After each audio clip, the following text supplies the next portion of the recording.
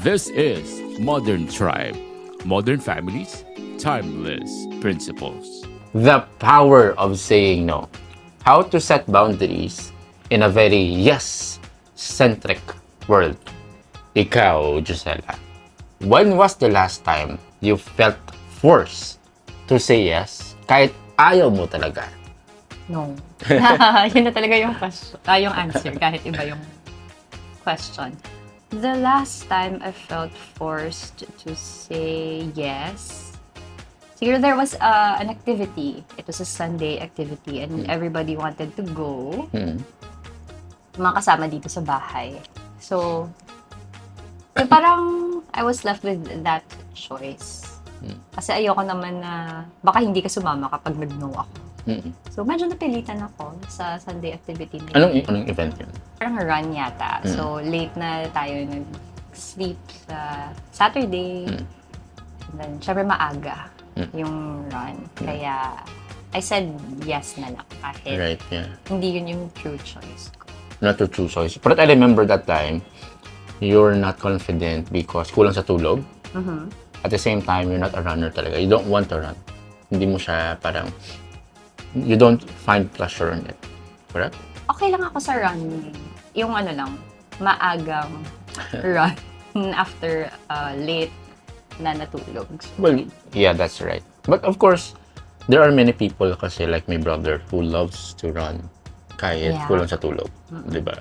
If you were to choose between, let's say, Pilates or running, which would you choose? syempre Pilates. Correct, yeah. So, I think totally different if iba yung activity. Kasi you won't be forced to say, yes, tama ba? Does it make sense? Depende pa rin sa situation. Depende sa Dami mong situation. tanong. Right. Ikaw, when was the last time you felt forced to say yes? Well, marami. Siguro in the Wow. past. Because I used to be a people pleaser. I'm not assertive. And especially kapag may mga decisions that I felt if I say no, I will be out of the group. Walang KJ. So I'd rather say yes than to be out dun sa group namin. Oh, so ayaw mong Right. ma-OP. Correct. Ayoko ma-OP. Took me time to change my mindset on that. Siguro, the last time I felt na na-force ko mag-say yes. Siguro yung decision natin to enroll in a gym. 20 minutes from our place. Okay, for context lang, we have a gym dito mismo sa condo. Like, few stairs lang from our place, which is very comfortable. And I'm used to it. Yung mga equipments, okay naman. Full at saka complete. And then, I can save time and finances as well. Yung gym na gusto mo, aside from it will take us 20 minutes walking from our place to the gym, ang mahal. Parang times 4 ata. Correct? Yeah. Yung price niya. Pero, I'm happy. It turned out to be a great decision. Kasi I liked our gym because we are forced now to go out and to be exposed to sunlight, which gives us a lot of energy and a time to enjoy ourselves. Parang date na natin yun. And to relax. Kasi walking pace lang. At the same time, may co-working doon. Mas maganda. Kasi we'll be forced to work eh. Maiya ka naman doon mag-nap doon sa co-working space. Correct. At saka bawal. At saka bawal. I like the food as well. May once a week food doon na free. Meron silang steam room at saka sauna. I met new friends. And then, yung access na 24 hours siya. If gusto nilang malaman kung saan yung gym, PM lang sila. PM lang. PM lang. Yes. Yeah. So, I was forced to say yes, but it turned out to be a great experience. Merong mga ganun, no? Yung mga forced na yeses natin. Na it turned out to be great. Yeah. Meron namang forced yeses na niregret natin sa bandang huli. Marami. Yeah. I'm sure. Marami. Especially kapag yung feeling na you want to please others. Tapos, or maybe na-manipulate ka lang. Yeah. Correct? So, Minsan dyan na-justify din natin eh. Okay na lang kasi ganito, ganyan. right, yeah. Especially sa Philippines. Yung family ties natin very close. So, for others naman, saying no to parents or relatives push us to do something that we don't want. There are many cases like that. Tama. So my question for you is, have you ever felt guilty for saying no to your family? Especially sa parents mo? Or maybe your auntie, tito, tita, na lagi may expectations. Yeah, I mentioned sa previous episodes natin na I grew up in a family of teachers, especially sa dad's side. Sa mom, medyo marami din pala sila. I recently discovered. So yun, they wanted me, not just me, meron din akong cousins na parang binigyan nila ng pangarap, ng dream. Although you can't blame them because my parents, my relatives, yung mga tito, tita, I know they want what's best for us. So, okay naman yun. But it's a totally different thing if, they try to push you. Right. So, ngayon, hindi na naman nila ginagawa to.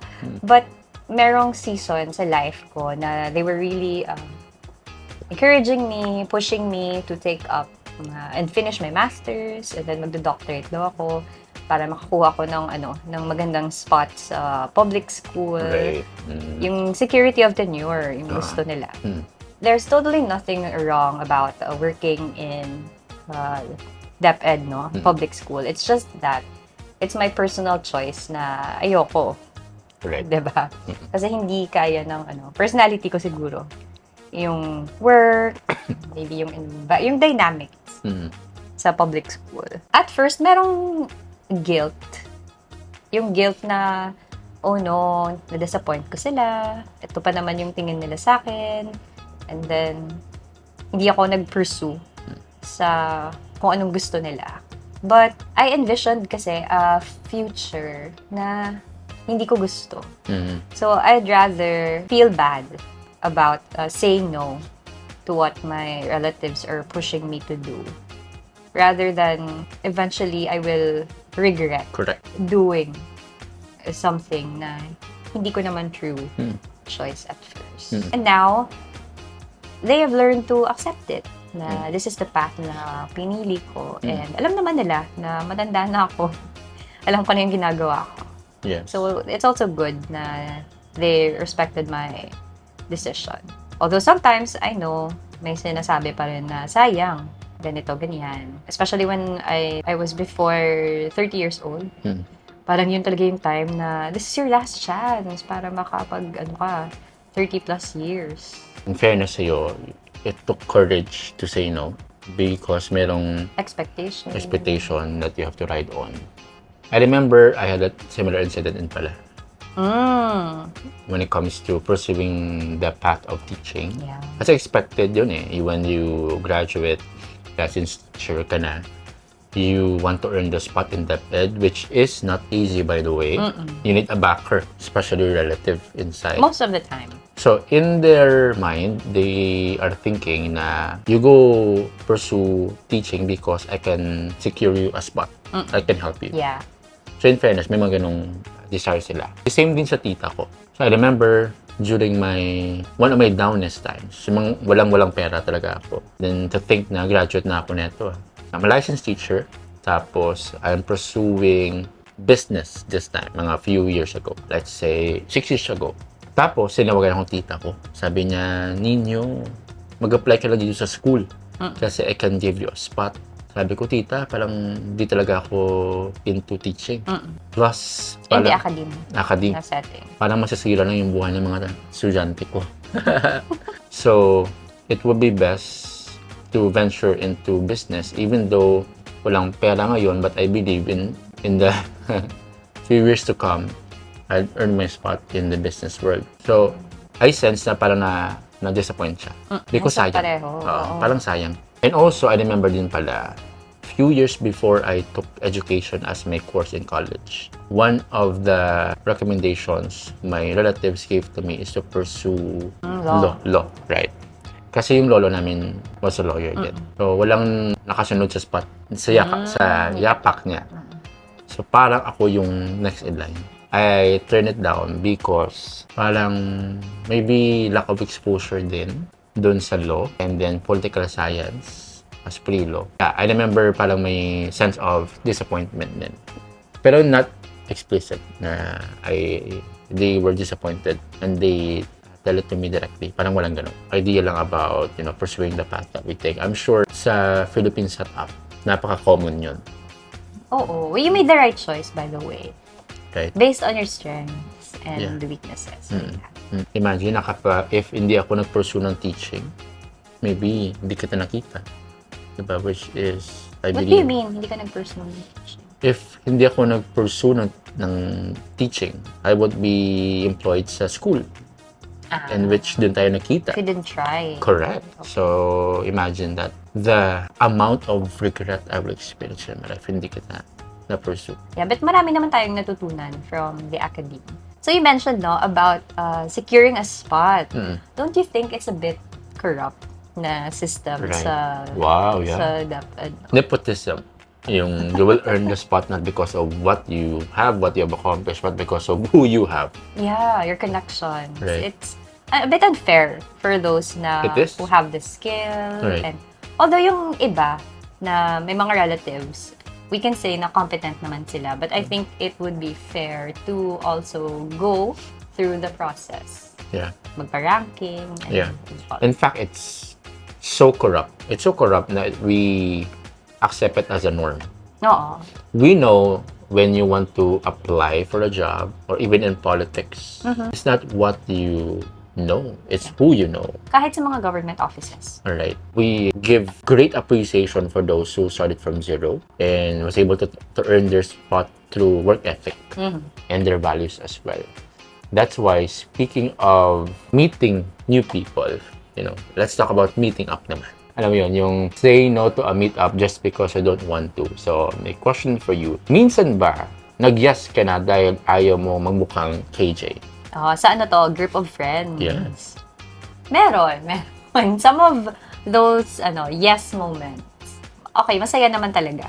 Some of those na-justify ko na lang. And some, niregret ko talaga na, bakit ako sumama? Naging KJ tuloy ako kasi ayoko naman pala ng mga gagawin nila pero sumama ako. So, yun, merong isang time na nagyaya yung isang friend ko.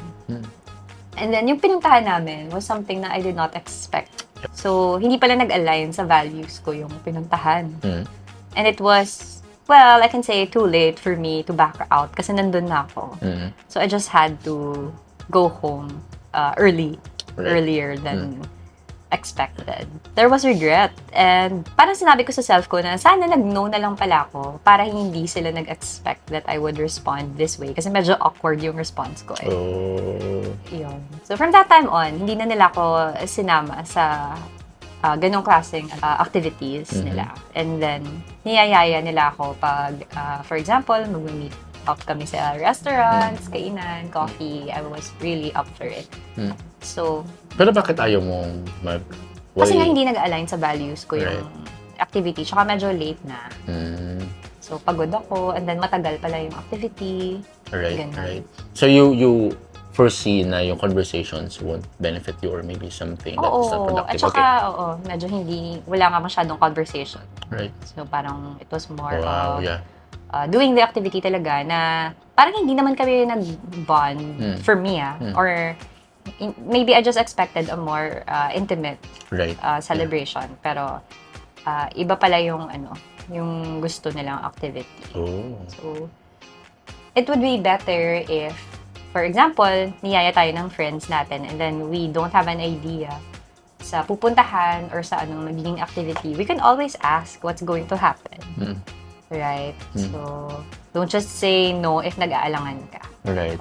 But how will you decline to it though, in a way that won't offend your friends? Yun, meron akong recent din na experience. So, nagyaya yung isang friend ko. And then, available naman ako that time. Pero, parang ayokong pumunta. Kaya lang, nahiya akong mag-no.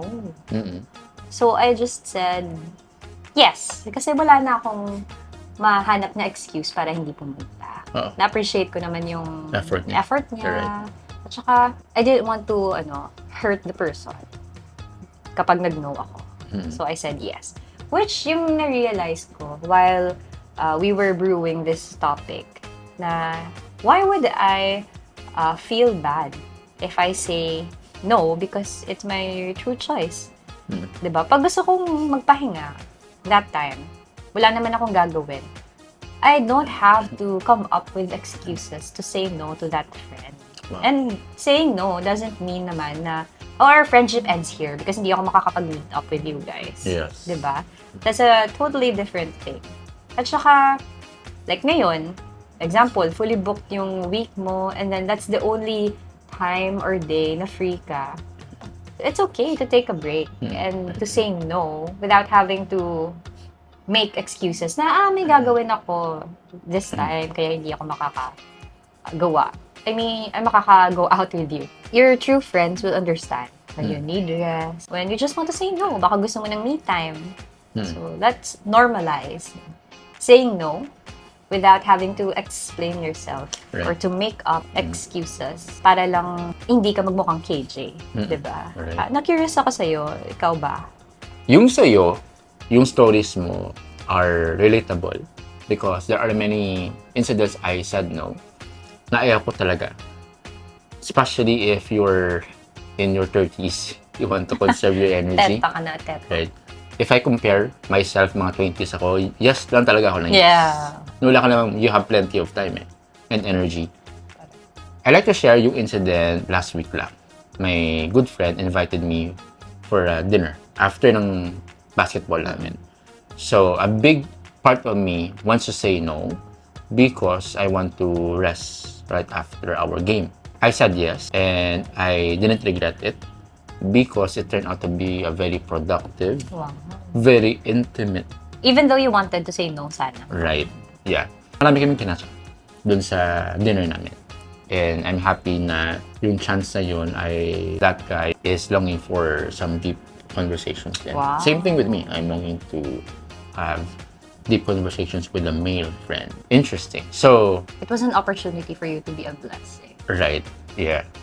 Alam mo, yung turning down i-meet up, easy na ngayon kasi yung chats and texts, you can come up with million reasons Whereas, di ba, when you turn down an offer, right, in person, parang Majunia ka pa. And you will be sensed kapag you're lying. Tama. Correct. Right. And speaking of easy na ngayon, kasi sa social media, may naalala ako na usually, syempre, doon tayo nagyayaya sa chat, di ba? And then makikita natin, hindi na nag-reply yung friend. Yeah. Pero, nag-post yung stories.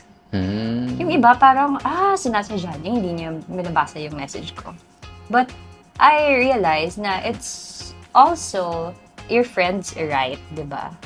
Not to reply right away. Lalo na ako, maraming nakatambak actually sa inbox ko. Kasi parang ang gulo ng utak ko. So, sineschedule ko kung kailan ko i-open yung mga pending, yung mga messages. And then, it's easy to post stories, di ba? Kahit hindi ka nag-read or nag-reply sa mga messages. Yeah. It's okay to have that boundary. Yep. Because you might have schedules. Maybe your mind is too overwhelmed to respond to people. So, stories are totally different from replying to people to your inbox. Right. And I feel it's a bit entitled of me, let's say, if I will demand my friend to reply right away sa message ko, diba? Na hindi niya na-seen kahit na nag-story siya. Give that friend the right, to just post his stories or her stories. Yeah. Diba? Yeah. Yeah.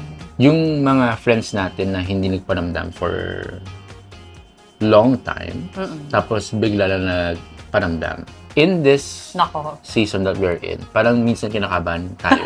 Kasi parang may kasunod siya. I'm not sure why is it a pattern. Pero, meron ka mga incidents wherein nangamusta tapos may extra ka ba siya? Let's talk about utak. So, what's your boundary when it comes to borrowing money? Medyo tricky. Yung number one na kinoconsider ko is my relationship with the person. Yung response ko din depends on, my relationship with that person. So, pag family, actually, it's easier for me to say no, to be upfront sa kanila, gano'n. And pag pag friends, parang doon ako mas nahihiya. I really have to come up with, not come up, but I need to form my thoughts, my explanation kung bakit hindi ko sila mapapahiram. Right. Ganun. Which I realized, I had a conversation with one of my good friends, kagabi lang, na bakit kung sino pa yung hinihiraman? In our case, kasi kami, tayo pa yung parang nahihiya mag-say no. Yeah. Parang, oh no, kulang na lang i-present ko yung budget ko sa taong nanghihiram sa akin para sabihin na, sorry, ito na lang yung titira. Yeah. Well, in fact, it's always our right to say no sa pagpapahiram, regardless if may extra ka or wala. Yep. Diba? And I also assess the situation, syempre. Meron kasing mga taong may capacity naman, pero hindi ko magets kung bakit nangihiram sila. So it's also one way of helping them learn how to manage their money, Right. how to budget their allowance or something. Iba din yung situation niya, parang naiintindihan mo na kinapos talaga or emergency, something na nangyari na out of his or her control. So, sa mga cases na yun, and if may extra ako, then magpapaborrow ako. Ay, hindi ko na maalala. Meron akong natutunan from, help me recall kung kanino. Sa isang ninang natin from our wedding. She is a successful entrepreneur. Yung tip niya, if may nag-borrow sa'yo ng money and then hindi ka sure if mababayaran niya, you lend something that you can give away. Right. Yeah. So, for example, may nanghiram sa'yo ng 5,000. Diba? Tapos hindi ka sure if mababayaran ka. Yeah. Are you willing to give that 5,000 away? Yeah. Or, ano lang yung kaya mo? So, example, 500 or 1,000. Yun lang yung ipahiram mo.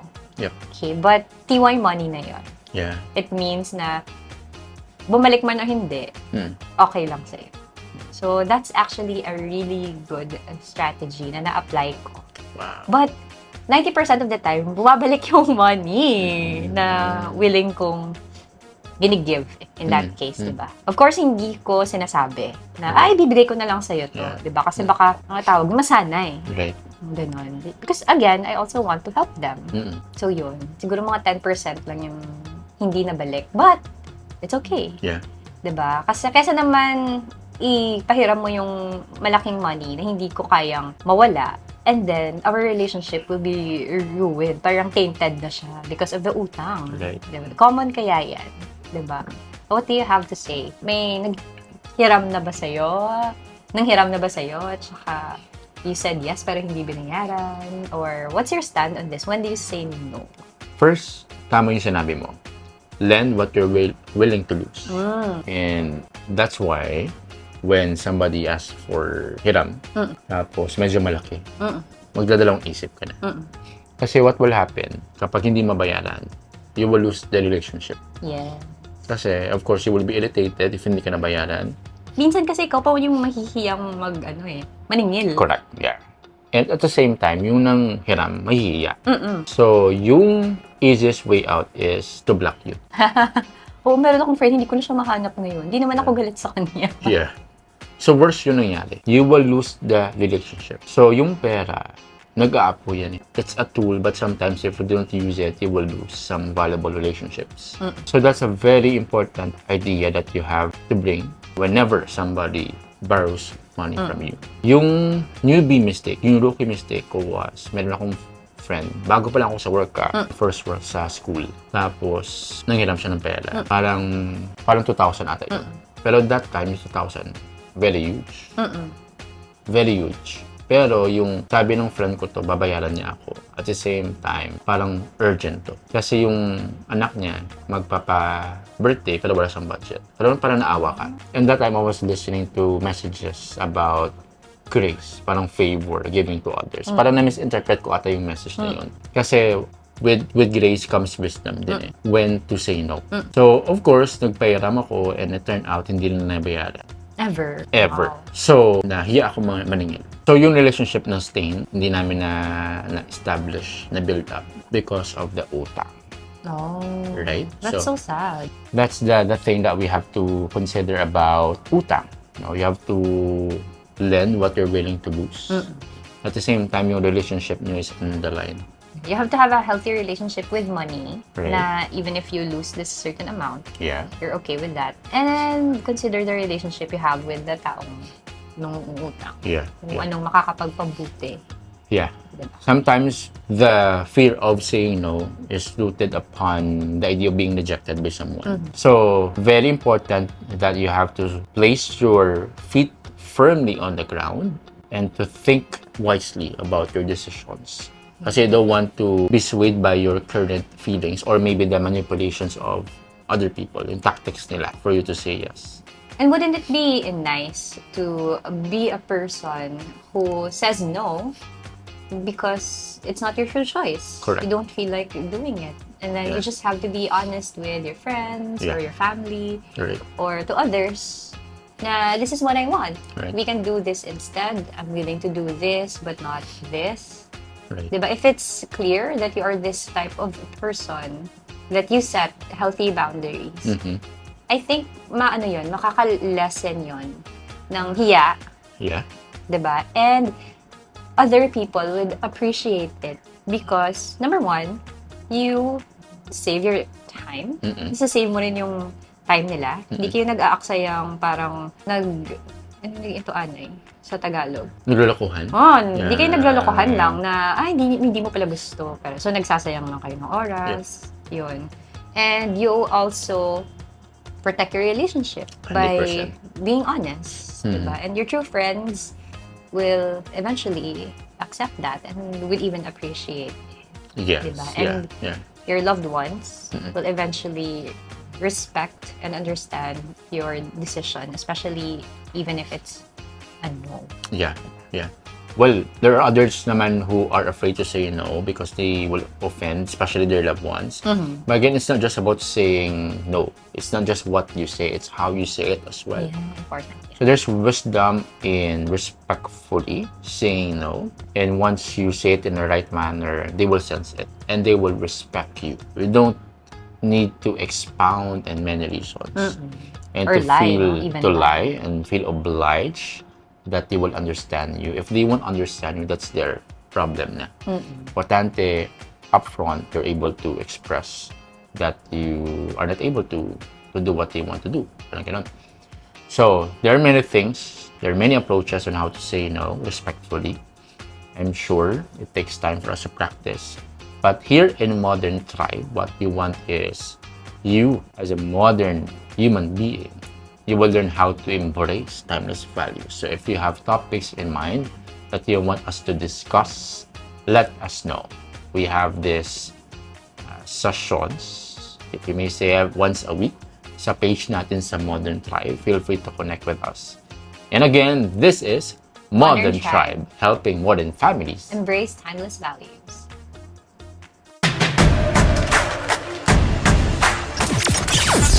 This is Modern Tribe. Modern families, timeless principles.